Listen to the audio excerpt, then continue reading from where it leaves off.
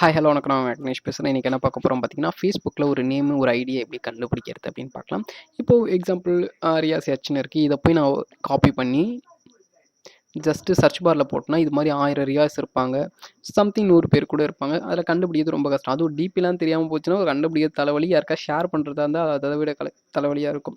So எப்படி ஈஸியாக ஃபேஸ்புக்கில் ஒரு ஐடியை கண்டுபிடிக்கிறது அப்படின்னு பார்க்கலாம். ரொம்ப சிம்பிள் தான்.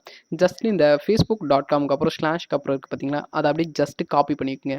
அது எதுவாக இருந்தாலும் பரவாயில்ல. ஃபஸ்ட்டு நீங்கள் ப்ரொஃபைல்குள்ளே போய்க்குங்க. இது மாதிரி போனதுக்கப்புறம் இந்த .comக்கு அப்புறம் இருக்கிறத ஜஸ்ட்டு காப்பி பண்ணிக்கலாம்.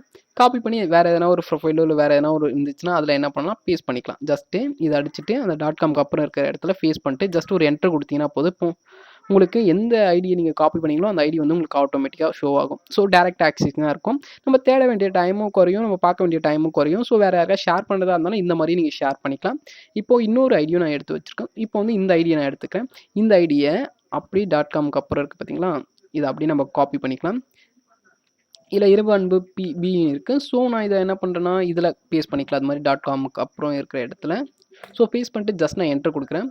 பார்த்தீங்கன்னா உங்களுக்கு அந்த ஐடி வந்து வந்துடும். ஸோ இது மாதிரி சிம்பிள் தான். ஏன்னா ஃபேஸ்புக்கில் ஒவ்வொரு அக்கௌண்ட்டுக்குமே ஒவ்வொரு ஐடி வந்து தனிப்பட்ட முறையில் யூனிக்காக இருக்கும். ஸோ அந்த ஐடி மட்டும் நீங்கள் காப்பி பண்ணி எப்போ வேணுமோ அப்போ பேஸ்ட் பண்ணிங்கன்னா அந்த ஐடி வந்து நீங்கள் எப்போ வேணாலும் எடுத்துக்கலாம். ஏன்னா உங்களோட ஃப்ரெண்டு வந்து ரொம்ப பழைய நண்பராக இருப்பார். ஆனால் கண்டுபிடிக்கிறது ரொம்ப கஷ்டமாக இருக்கும். ஏன்னா அந்த அக்கௌண்ட் டீஆக்டிவேட்டாக இருக்கலாம், இல்லை ரிப்போர்ட் அடிச்சிட்டு இருக்கலாம், இல்லை டெலிட் ஆகிட்டு இருக்கலாம். பட் ஆனால் அவரோட அக்கௌண்ட்டும் நீங்கள் கண்டுபிடிக்கணும்னா நீங்கள் சர்ச் பண்ணுறதா இருந்தால் ரொம்ப கஷ்டமாயிடும்.